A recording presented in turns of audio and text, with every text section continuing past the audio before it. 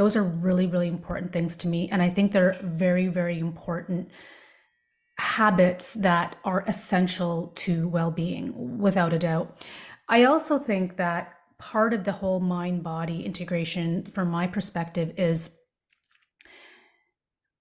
I think a little bit of what I said earlier is going from a place of knowing something intellectually to actually feeling it in your body.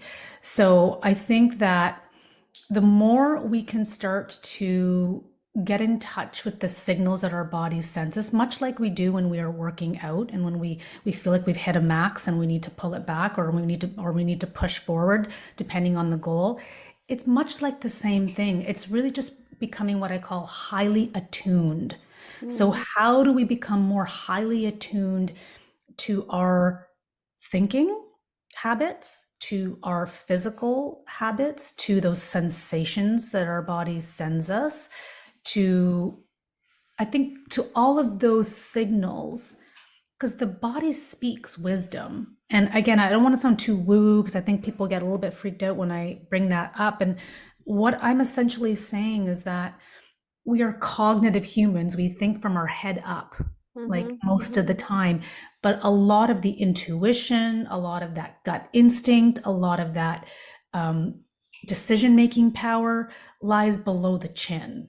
We're mhm, just not attuned to listening to those signals. So, an example is a lot of few things I do with my clients, and I'm not sure if they're familiar to you too, but we do a lot of centering, we do a lot of grounding, we do a mm, lot of somatic work where we're in mm. the body and we're really listening to what intuition might be telling us. And of course, you balance that with logic. Like, it's not just Right. about listening entirely to your body and nothing else. We do have a brain and a Yeah. thinking head for a reason, but it's about integrating the two. It's not Right. about just one or the other.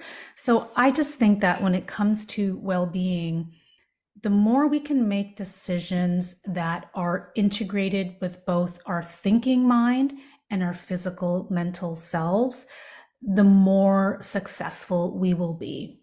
Hmm. I don't think it's woo-woo at all. I think it's, there's a lot of science as well that Yeah. comes out that's it's, and I do know that some people are like, oh, this is a little bit, etc. But I think because we've been conditioned to ignore the signs and instead take a pain pill or a Yeah. medicine or something like that, that actually makes it worse. So we're just putting a band-aid on a broken leg essentially. And Yeah. and we do this in many areas of our lives Mhm. because the other part is harder. It's harder to ask, what do I really want? It's harder Mhm. to make a change. It's harder to recognize where it's hard because when you start being aware, and I've gone through this, I was also very, not paying attention, all that. Like, I feel like my whole 20s were a mess, and now I'm spending my 30s rebuilding myself essentially. Yeah. But I think that there is, that's how we used to live back in the day, right?